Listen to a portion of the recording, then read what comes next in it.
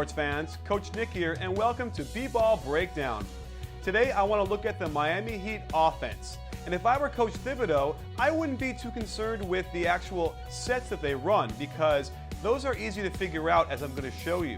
What's scary is the personnel. It puts them in good positions to score and make very difficult shots. And Lord knows LeBron James and Dwyane Wade are excellent at doing that. You throw Chris Bosh in the mix and they get some movement, and all of a sudden it becomes a little bit of a pain in the butt to try and figure out how to stop these guys. One of the basic first half offenses Miami runs is Bibby will set a cross screen for LeBron to post up. Wade can feed him and cut off the post and get the ball back for a layup. If the Bulls try and body up LeBron and take away the post, like you'll see Pierce doing here, the Heat can swing the ball and get into a pick and roll situation with Bosh, which is almost always their default. Letting Joel Anthony open is usually a good idea. If teams want to double team LeBron down in the post off of this set, they can back screen Bibby's man on the weak side, and LeBron James is tall enough to see over the top and make that pass to Bibby in the corner for a wide open three. Next up, the Heat like to run the screener play. Here, Chalmers will screen KG, making it almost impossible for him to hedge, and that way Dwyane Wade can get right to the basket. Another wrinkle out of this is the same play, they'll screen the screener, but watch how Wade fakes to his right and then comes back and gets the screen going to his left, his favorite side.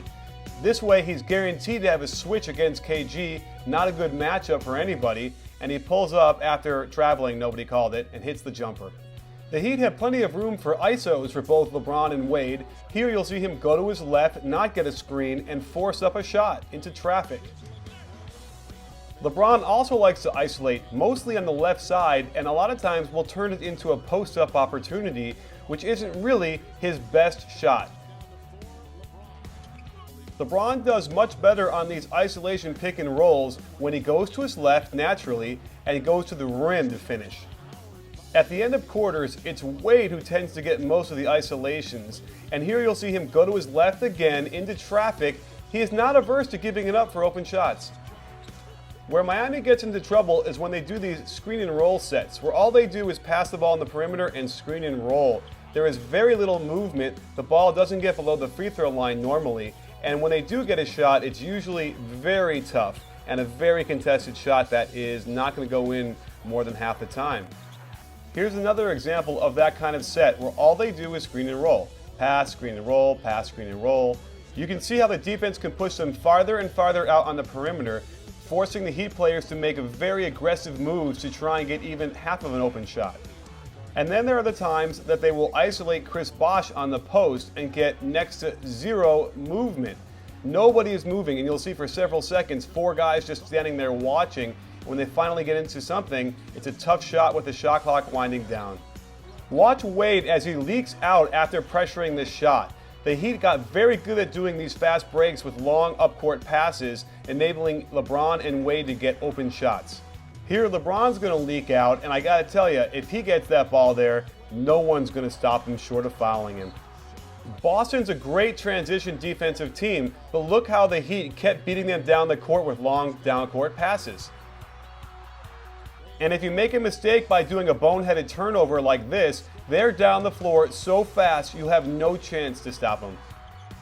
And if you don't talk on defense in transition and pick up the shooters, LeBron and Wade can find them pretty easily for wide open threes.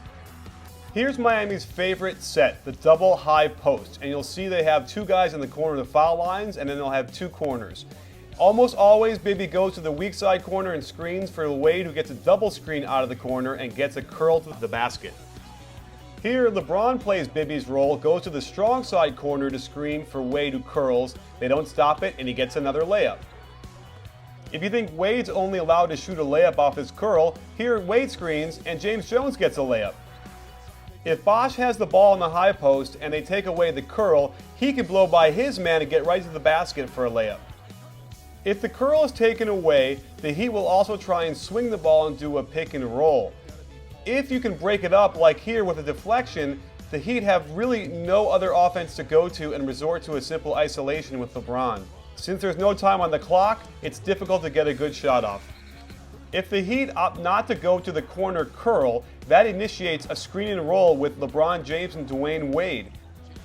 Works pretty well, wouldn't you say? Depending on the personnel, this play works really well. However, if Wade comes out of the corner on that double screen and it's Joel Anthony catching it, he's not the finisher they're going to need against the Bulls. This offensive set can also turn into flex. You'll see the guard cross screen for the center, and then he gets it down screen himself. If the Heat ever make more than 3 passes, it's a screen and roll guaranteed, and there's Wade to the basket.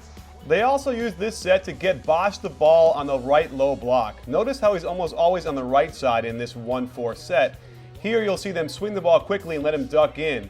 And if he wasn't such a little sissy, then I would say, okay, he's doing a nice job here. And even though he scores, I can't help but think he's such a little wimp. Okay, same exact play. They run it down to Bosh in the post, and this time he does a nice, aggressive, strong move to his left and scores on KG. So he's not always a little weak sister. Yet another option is when Wade wants to post up. Here, instead of curling around the screen, he goes baseline and they swing it and hit him in the post. The problem the Heat have is nobody cuts to the basket when the guy posts up. It's very stagnant, and they're lucky to get a foul. The Heat will also go to a screen and roll on the ball out of this set as well, and here LeBron drives to his left again and doesn't finish. During crucial moments, they'll simply drop down one high post and then screen the ball with the other and let Wade do his thing. Same exact play, but you know Wade is always looking for his buddy LeBron, so if he goes to the basket and you forget about him, look out. He's wide open for the 3. Splash.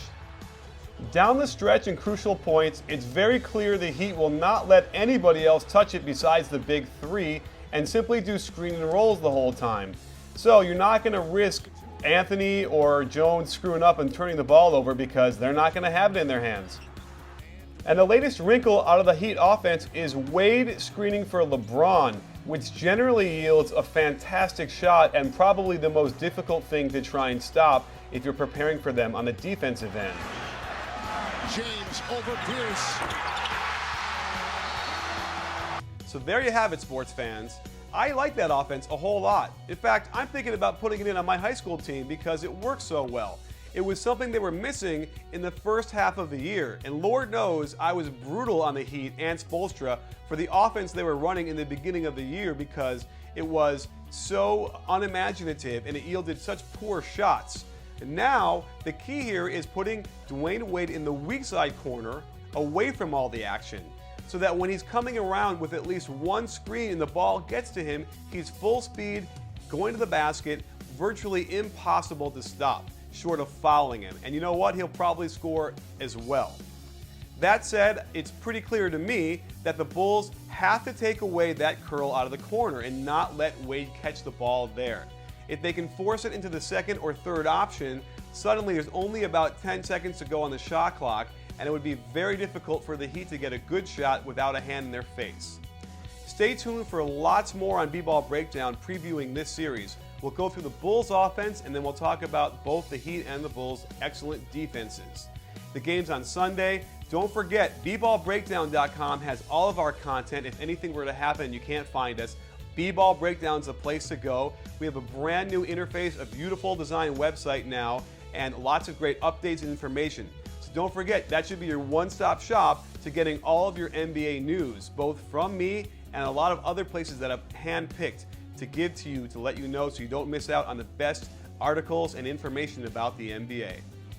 Well, thanks for joining us. Stay tuned next time because at B-Ball Breakdown, it's not a channel, it's a conversation.